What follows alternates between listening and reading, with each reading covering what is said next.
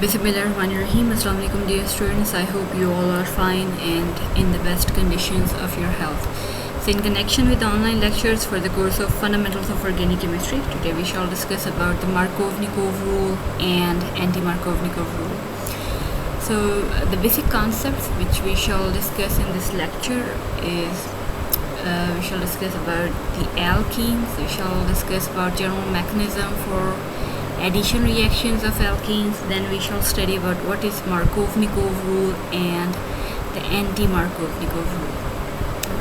So alkenes, as you have studied earlier, these are unsaturated hydrocarbons that contain carbon-carbon double bond, right? So why we are saying that they are unsaturated hydrocarbon? Hydrocarbon are the compounds that have carbon and hydrogen as part of the skeleton, right? So if you have any organic compound that has only carbon and hydrogen as part of their structure, then we say these compounds are hydrocarbons. And in case if a molecule has one or more than one double or triple bond, right? So if there is one or more than one double or triple bond, then in such cases we say that hydrocarbon is unsaturated. While in case if a hydrocarbon has all the bonds as single bond, right? If all the bonds between carbon and carbon are single, then in that case we say this hydrocarbon is saturated one, right? So alkenes are the unsaturated hydrocarbons that contain carbon-carbon double bond. General formula for alkenes is CnH2n, right? And the simplest member of alkene is ethene with the formula of C2H4. So it is a carbon-carbon double bond between those two carbons, and we also know that the alkenes are known as olefins. So olefins mean oil film, right? So why they are called olefins? Because the lower member of alkenes, such as the ethene, propene, or ethylene or propylene, etc., so these reacts with halogen to form oily products. That's why the lower member of alkenes are known as olefins, right? So it's important to note that not all alkenes are called olefins. Only the lower member of alkenes are known as olefins, and they are called olefins because once they react with halogens, they form oils, right? So in today's lecture, we shall study about how we carry out addition of different reagents on a carbon-carbon double bond. But before going to the addition reactions, let's consider the term which is known as symmetrical and unsymmetrical alkene, right? So when we say that alkene is symmetrical or something else is symmetrical, it means that if we break or if we cut that molecule into two halves, the two halves are exactly the same, right? So for example, we have an alkene and we have to cut this molecule like that, right? So if I cut this molecule into two, then these two halves, right? So you can see this half and this half, right? So if these two halves are exactly same, then we say that alkene is symmetrical. But in case if the two halves are different, we say alkene is unsymmetrical, right? So in this specific case, you can see that when we have broken the bond from here, so the two halves are different, they are not the same. We say alkene is unsymmetrical, right? Here another example, suppose we cut this alkene into two halves. Again we say that this half and this half, this half and this half, both halves are exactly same, right? Why we are saying the same? Because this carbon has a hydrogen and a methyl. Similarly, this carbon also has a hydrogen and a methyl group. So both the fragments of this carbon-carbon double bond are same, right? So don't just get confused about cis and trans configurations. So just see that both the fragments, this carbon has a hydrogen and a methyl. Similarly, this carbon has a hydrogen and a methyl. So those fragments are same. This alkene is symmetrical. Now we have another example. Let's consider, so we cleave this alkene. So when we break this alkene into two halves, we can say that this half has carbon with a methyl and hydrogen, while this carbon has two methyl groups. So both halves are different. So this alkene is unsymmetrical. Now we have an alkene like that one. So if we cleave them, so both halves are the same. So since both halves are same, the alkene is symmetrical. Similarly, we have another alkene. So here you can say the carbon has 2 methyl and this carbon also has 2 methyl groups, right? So this alkene is also symmetrical. Alright, so you must know about the terms of symmetrical and unsymmetrical, right? So in this specific case, we are just considering about the symmetrical alkene, unsymmetrical alkene. Similarly, we shall see about symmetrical reagents or unsymmetrical reagents. But this concept of symmetry is the same in organic chemistry, whether there's alkene or any other reagent or any other functional group. So whenever you see the term of symmetrical, just keep in mind that it means that if you cut a molecule into two halves, so if both of the halves are same, then molecule will be symmetrical, but if the two halves are different, then molecule will be unsymmetrical. So here we have some unsymmetrical reagents and symmetrical reagents, right? The concept of symmetrical reagent and unsymmetrical reagent is just like the concept of symmetrical alkene and unsymmetrical alkene, right? So if you have to check whether the reagent is symmetrical or unsymmetrical, just break the reagent or cleave the reagent from the center. So if after cleaving you get the two halves that are same, the reagent will be symmetrical. But if you cleave the bond and the two halves are different, right? For example, if I cleave this bond from here, then both of the halves are different because on one side we have a chlorine and on the other side we have a hydrogen. Similarly, so here we have a chlorine and here we have an iodine. Although both are halogens, but they are different halogens, right? So this reagent is also unsymmetrical. Here we have chlorine and chlorine. So if we cut the molecule, if we cut this reagent into half, both halves will be same. So this reagent is symmetrical reagent. So if I cleave this from the center, so here I have a hydrogen and a hydroxyl.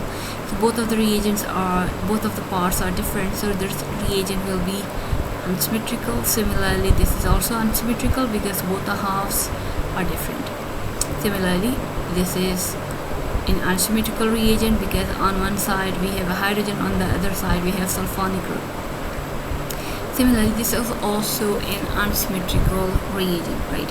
So in this lecture, it's important for you to know what is symmetrical reagent or unsymmetrical reagent, and what's a symmetrical alkene and an unsymmetrical alkene, right? So since we are considering the addition reactions to alkenes, let's consider the general mechanism of addition of alkenes, right? So as you have already studied that alkenes normally undergo addition reactions, right? So why addition reactions? Because the alkenes are unsaturated. They want to get converted into saturated compound, right? So just remember that all saturated compounds have all of the bond as single bonds, right? So alkenes want to become saturated because they have a double bond here, right? So for that reason, the alkenes undergo addition reaction, right? And in these reactions, we get a carbocation as an intermediate. So just general mechanism for this reaction. So we have a pi bond here. So as you have studied in the previous lectures, this pi bond is electronically rich, right? So this pi bond will act as a nucleophile or Lewis base.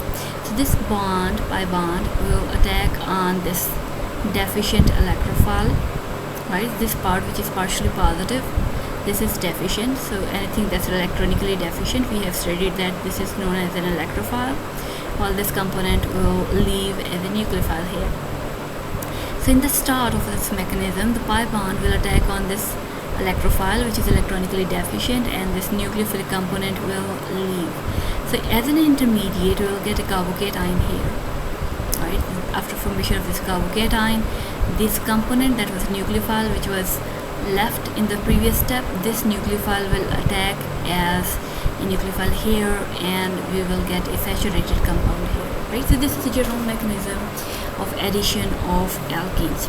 So in order to just understand for our simplicity, we divide the addition reactions of alkenes into 4 groups, right?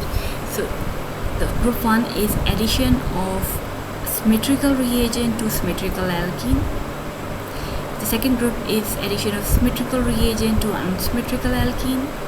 Third group is addition of unsymmetrical reagent to symmetrical alkene, and the fourth is the addition of unsymmetrical reagent to unsymmetrical alkene, right? So these are the four categories of addition reactions to alkenes, and we shall study them one by one.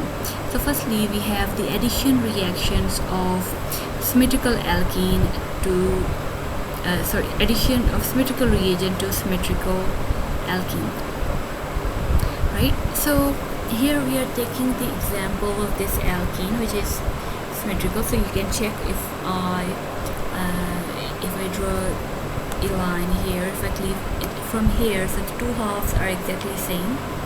So this alkene is symmetrical. Similarly, if I cut this reagent into half from here, so both the halves are exactly the same, right? It means that our reagent is also symmetrical and our alkene is also symmetrical, right? So let's just consider that we are carrying out the addition reaction. So we are mentioning the carbons in different color in order to differentiate them, right?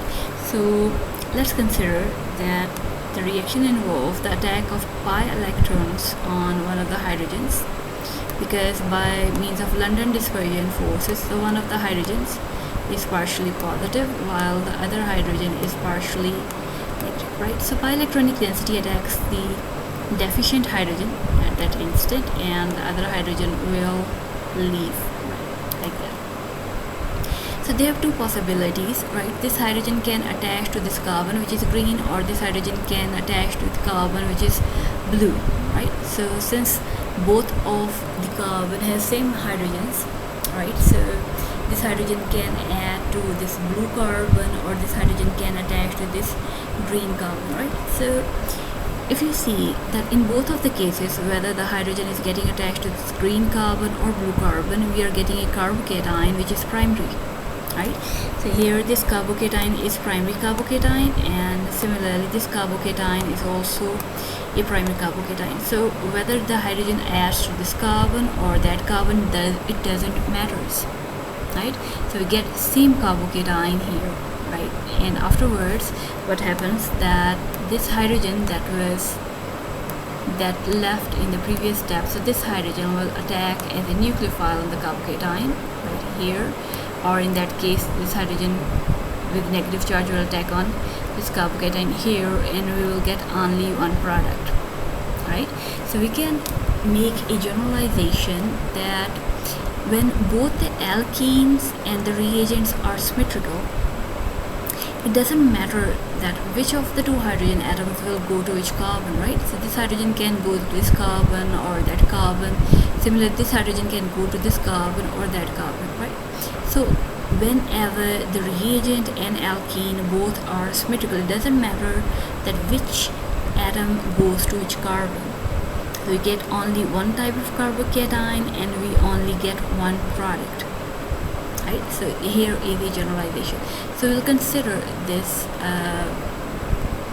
generalization on another system.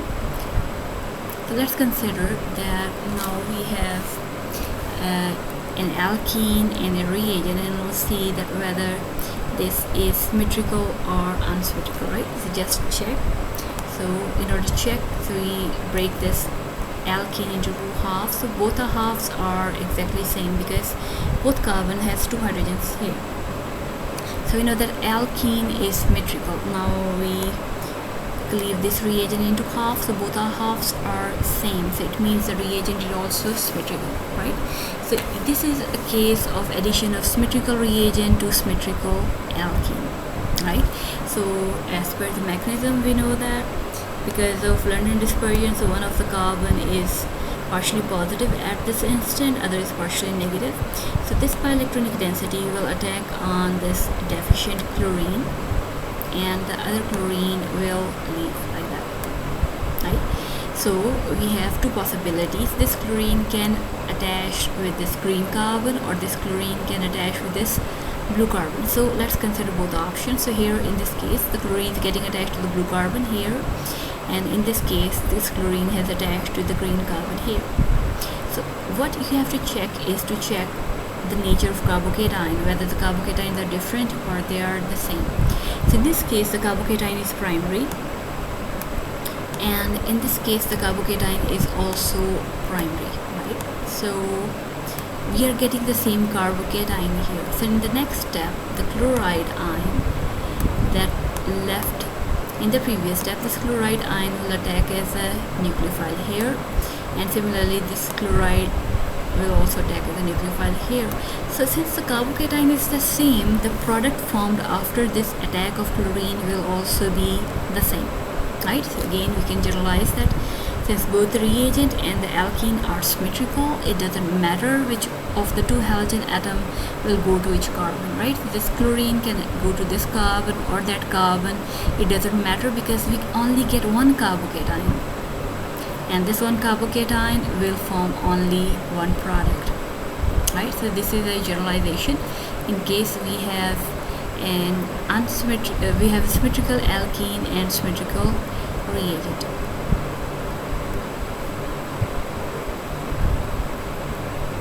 Now we have the second category, addition of unsymmetrical reagent to a symmetrical alkene, right?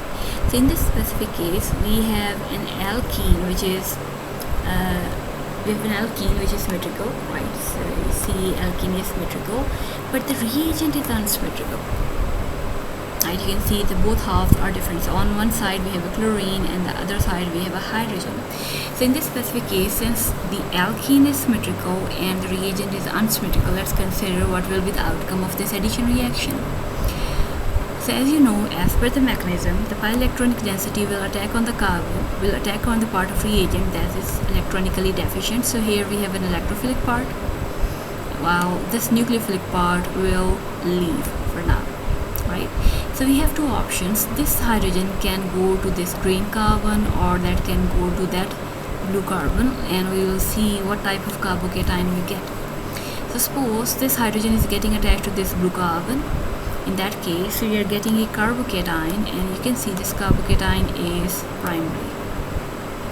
While if the hydrogen goes to the green carbon here, then again we are getting a carbocation here, and you can see this carbocation is also primary, right?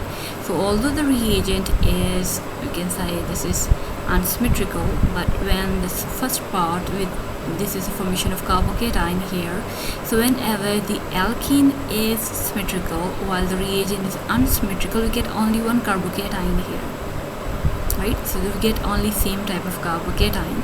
The next step will be this chloride ion that left in the previous step. So this chloride ion will attack as a nucleophile on this carbocation. Similarly, this chloride will also attack on this carbocation, right? And we'll get the product. So you can see the both of the products are same, whether you write it this way or you write it that way, right? It doesn't matter because this chlorine which is attached to carbon, this carbon is further attached to two hydrogens. Similarly, in this case, the chlorine which is attached to carbon, this carbon is further attached to two carbons. So it doesn't matter about the product. Both of the products are same. So in case of addition of unsymmetrical reagent to a symmetrical alkene, we can make a generalization that although the reagent is unsymmetrical, but since the alkene is symmetrical, it doesn't matter which of the two atoms, hydrogen or chlorine, will bond to which carbon, right? Only one product will be obtained. So since we are getting only one carbocation, therefore the product will be the same in both cases, right? So this is the case of addition of unsymmetrical reagent to a symmetrical alkene. So let's consider another example. So here we have again an unsymmetrical reagent and a symmetrical alkene. You can see, so if we break the bond between carbon and carbon here, so both of the fragments are exactly same, right? So this alkene is symmetrical, but if I break this bond from center, so here we have a hydroxyl and a hydrogen, so both of these parts are different, right? So this is a case of unsymmetrical reagent and symmetrical alkene, right? So as per the mechanism, the electronic density will attack on this hydrogen here. So the hydrogen can go to that carbon or that carbon, so it will not make any difference because we will get only one type of carbocation, right? So you can just draw the carbocation which will be formed when hydrogen gets attached to this green carbon or when hydrogen gets attached to this blue carbon here. So since we get only one type of carbocation, so we'll get only one type of product as well. Right, so whether you write it this way or you write it that way, it doesn't matter, because in both of the cases this hydroxyl is attached to carbon, which is further bonded with two hydrogens. Similarly, this hydroxyl is attached to carbon, which is further bonded with two hydrogens here, right? So as a part of generalization, we can say that whenever there is addition of unsymmetrical reagent to a symmetrical alkene, then it doesn't matter which atom goes to which carbon. Right, we get only one type of carbocation and we get only one type of product. Now we have third type of addition reaction to alkene. In this case, we have symmetrical reagent, and this symmetrical reagent is adding to an unsymmetrical alkene. Right, so here we have an alkene. Just cleave the bond from center. You can see both the halves are different. So here we have a carbon with two hydrogens, and here we have a carbon with two methyl groups. So both the halves are different, so that's why we say the alkene is unsymmetrical, while this hydrogen is symmetrical. Right, so you can see about the mechanism. So let's draw the mechanism here. So because of London dispersion, suppose this hydrogen is partial positive at this instant and this hydrogen is partial negative, right? So in the reaction, this bioelectronic density will act as an electrophile, nucleophile on this hydrogen, and the other hydrogen will link like that, right? So now we have possibility that this hydrogen gets attached to this green carbon or that blue carbon here. So we will see both possibilities, and we'll check whether we get same carbocation or different carbocation. So let's consider this hydrogen gets attached to blue carbon here. So if hydrogen gets attached to this blue carbon, so we'll get a carbocation here. So you can check this carbocation is a tertiary carbocation. Why tertiary? Because this positively charged carbon is further attached with three carbons here. Right, this carbon is tertiary carbocation here, and this carbocation, this is a primary carbocation here, because this positively charged carbon is further attached with only one carbon. Now we are getting two different types of carbocations here. Just remember that tertiary carbocation is more stable as compared to primary carbocation. Furthermore, also keep in mind that if carbocation is more stable, it is also formed to more extent. So this tertiary carbocation, this is more stable, that's why it will be formed to more extent, while this carbocation will be formed less because it's unstable.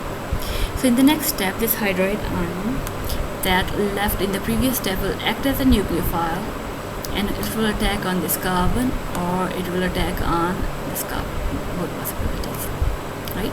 So if this hydride is attacking on this carbon, right, sorry, this is a hydrogen here, so that's a mistake, you can just correct it here. So this is a hydrogen here and similarly a hydrogen here, right? This hydride, if it attacks on this carbon, so we get a product like this one, and if it attacks on this one, so the product will be this one.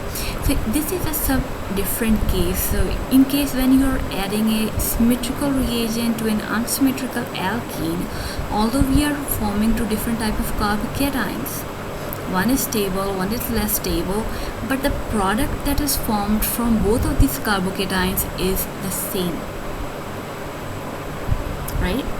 Although we are getting two different carbocations, one is tertiary, one is primary, but by the end we get the same product, whether the reaction is with primary carbocation or a secondary carbocation. So here we can make a generalization that since the alkene is unsymmetrical, we get two different carbocations, but since the reagent is symmetrical, the attack of the nucleophile, right, that's the nucleophile, the attack of the nucleophile results in formation of a single product.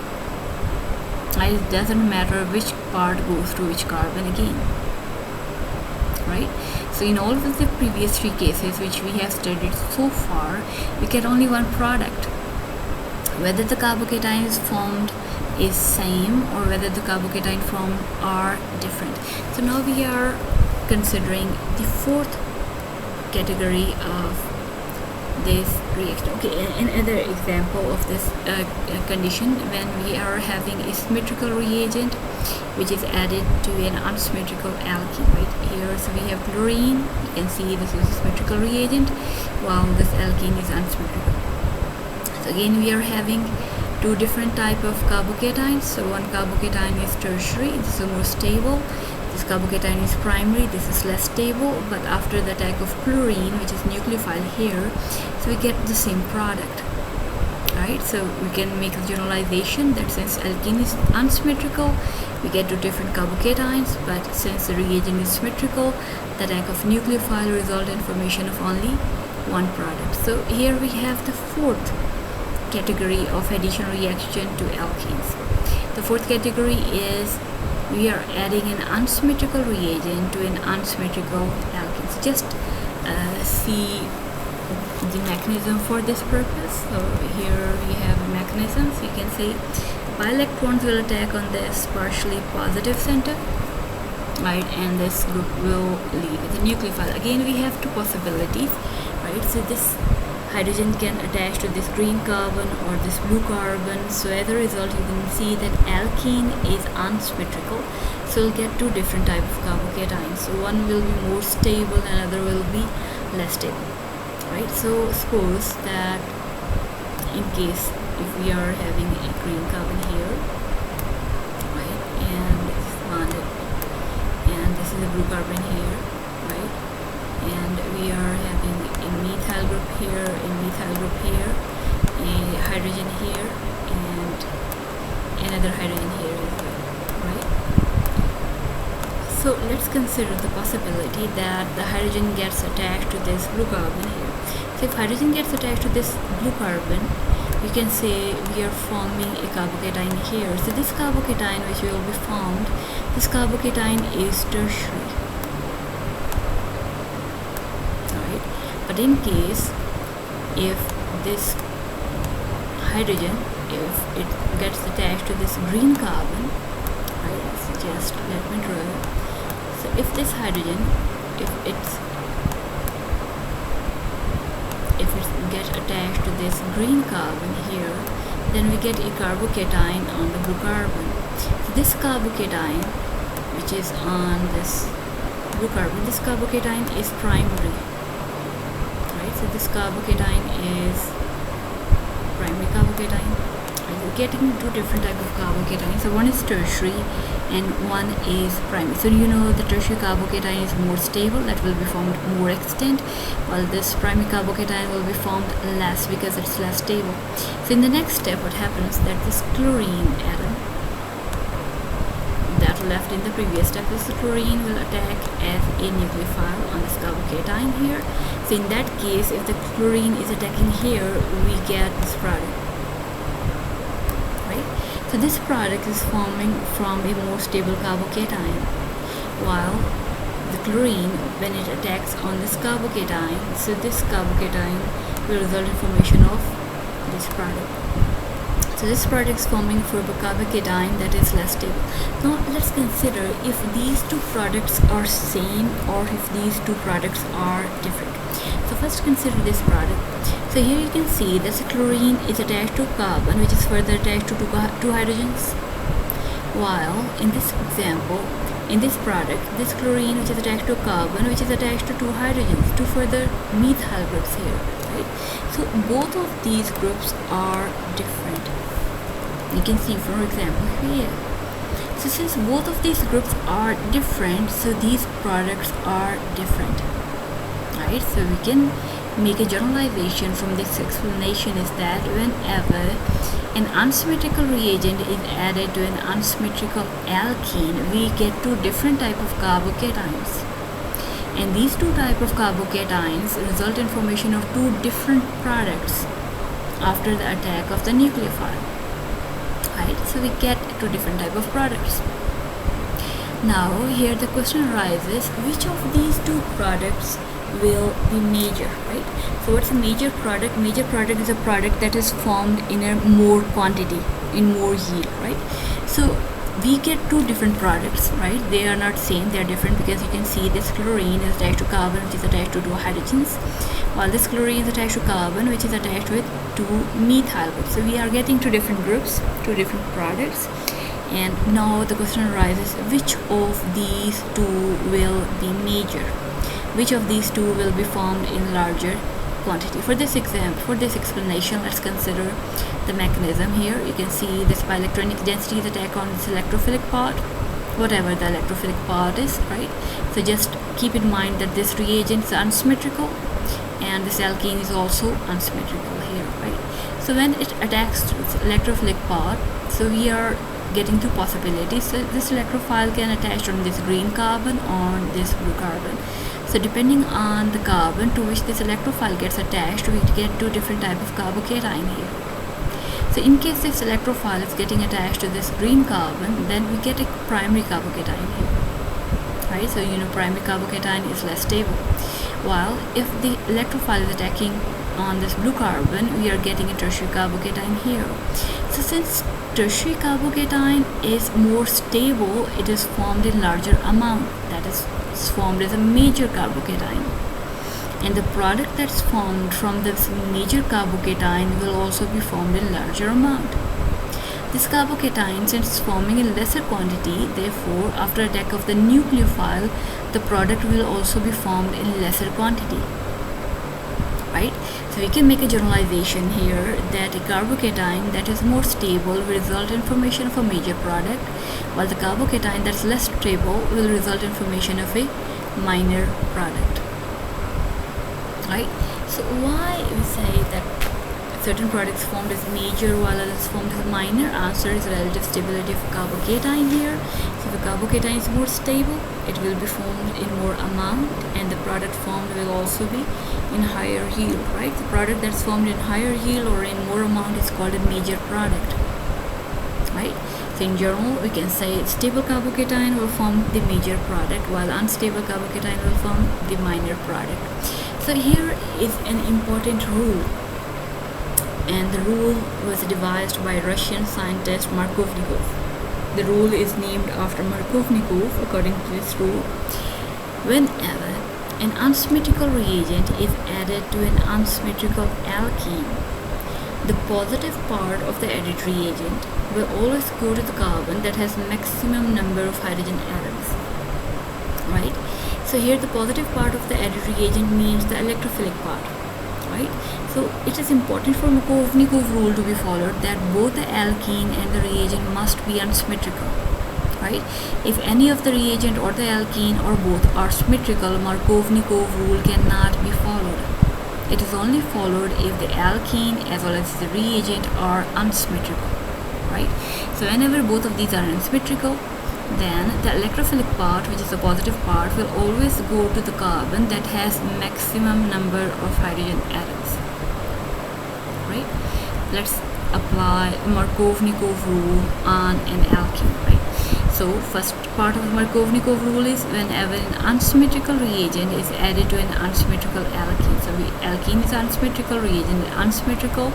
The positive part of the added reagent will go to the carbon that has maximum number of hydrogen atoms, right? This is the positive part of the added reagent. This is electrophilic part. So according to this rule, this positive part should go to the carbon that has maximum number of hydrogen atoms, right? So you must check the carbon which is doubly bonded. This carbon must be having higher number of hydrogen atoms. Don't count the hydrogen to this methyl group, right? So these hydrogens are not directly bonded to the doubly bonded carbon. You must check for the carbon which is doubly bonded and to this how many hydrogens are attached, right? So according to this rule, this hydrogen must go to this carbon because it is having maximum number of hydrogen atoms. This carbon has no hydrogen, while this carbon has 2 hydrogen atoms. So why this rule is saying that this positive part must go to the carbon that has maximum number of hydrogen atoms, because if hydrogen goes to this carbon, then we get a carbocation which is stable. If the hydrogen went to this carbon, then we would have got a carbocation that is less stable, right? So this is the Markovnikov rule that whenever both of alkene and reagent are unsymmetrical, then the positive part of this reagent should go to the carbon that has maximum number of hydrogen atoms, right? Why? Because in this way we'll get a more stable carbocation, and this more stable carbocation will result in formation of a major product, right? Now we have another rule which is known as anti-Markovnikov rule. It was devised by another scientist named Morris, right? This rule is also known as Harash rule, and it's also known as peroxide effect, right? Both are the names for the same rule. So according to this rule, whenever an unsymmetrical reagent is added to an unsymmetrical alkene in the presence of peroxide, right? It's important for you to note here that this is an additional thing, in the presence of peroxide, then the positive part of the added reagent, which means electrophile, will always go to the carbon that has minimum number of hydrogen atoms, right? You can see this Markovnikov rule and anti-Markovnikov rule are exactly opposite of each other, right? The statements are almost the same, except that in the statement of anti-Markovnikov rule we have added the statement in the presence of a peroxide, right? So you must have an reagent which is unsymmetrical, you must have an alkene which is unsymmetrical, and the reaction must take place in the presence of a peroxide. Under these conditions, the positive part of the reagent will go to the carbon that has minimum number of hydrogen atoms, right?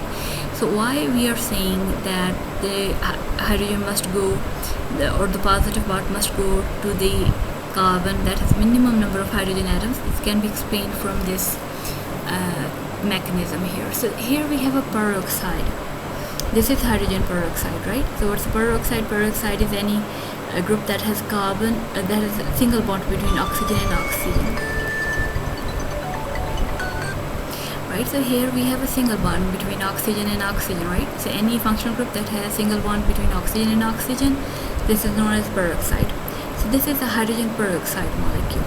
So this hydrogen peroxide, what is speciality, that whenever you expose it to light or whenever you expose it to heat, this bond undergoes homolytic cleavage, right? So you remember that whenever there is a homolytic cleavage, we get free radical. So as a result of this homolytic cleavage, we get two hydroxy free radicals. You can see here we are having an unpaired electron here, so this is a free radical here, right? So whenever reaction takes place in the presence of peroxide, what happens that this peroxide undergoes homolytic cleavage and it forms this free radical. Now this free radical reacts with the reagent first, right? So in normal mechanism, what is happening that the double bond was attacking on the reagent, but in case when you are using a peroxide, it is the peroxide, or it's the free radical that is firstly reacting with the reagent here, right? So what happens, this hydroxy radical will react with this HBr and result in formation of a water molecule and a bromide radical. So we are getting a Br free radical, right? So this Br free radical will firstly react with the alkene, right? So in the previous case, in the case of Markovnikov, what was happening, the reagent was directly attacking with the alkene and the positive part was going on the carbon that was having maximum number of hydrogen atoms. But now this reagent is firstly reacting with the free radical, and we are getting another free radical here. So this bromide radical will attack on the alkene. So Br is a bulky group, right, that has a larger size.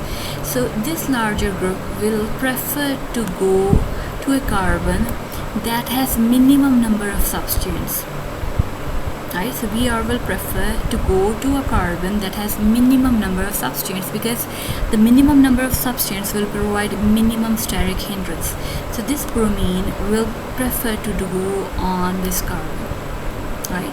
So when this bromine will prefer to go on this carbon, right, so pi electrons of the bromine and the pi electrons of this carbon will pair up. So there will be single bond between carbon and bromine, and we'll get a free radical on this carbon here, right? So if the bromine is going on this terminal carbon, which is less substituted, which is less bulky, so we'll get a free radical here, right? So this free radical is a secondary free radical, right? The other possibility is here that instead the free radical is going on this carbon. Suppose that bromine goes to this carbon, right? It has the disadvantage because this methyl group will hinder this Br radical, right? So bromine doesn't want to go here, but suppose bromine goes on this carbon. In that case, then we will get a free radical on this carbon, right? Like this. This free radical is a primary free radical, right? So here we have a secondary free radical and here we have a primary free radical, right? So just like the carbocation, the secondary free radical are more stable than primary free radical. So this is more stable. Since this is more stable, it is formed in more amount. Therefore, the product that will be formed from this product will be formed in more amount. So if you see overall the product, you can see that according to anti-Markovnikov rule, when an unsymmetrical reagent is added to an unsymmetrical alkene, then the positive part of the added reagent will go to the carbon that has minimum number of hydrogen atoms, right? So in this example, this carbon has 1 hydrogen while this carbon has 2 hydrogens. This is minimum number of hydrogen atoms, so positive part should go to this carbon while the other part should go to that carbon. The right reason why, because that is anti-Markovnikov rule is related to this relative stability of free radical. Markovnikov rule is related to the relative stability of carbocation here, right? So this is the difference in mechanism here. So just remember that whenever you are considering a reaction in the presence of peroxide, then anti-Markovnikov rule is followed. And whenever you are carrying out a reaction in the absence of peroxide, Markovnikov rule is followed. Further, also remember that Markovnikov rule or anti-Markovnikov rule can only be followed in case if the reagent or the alkene is unsymmetrical. So if any of these becomes symmetrical, Markovnikov rule or anti-Markovnikov rule cannot be followed, right? So that's all for this lecture. I hope you have understood it well. Thank you for your patience.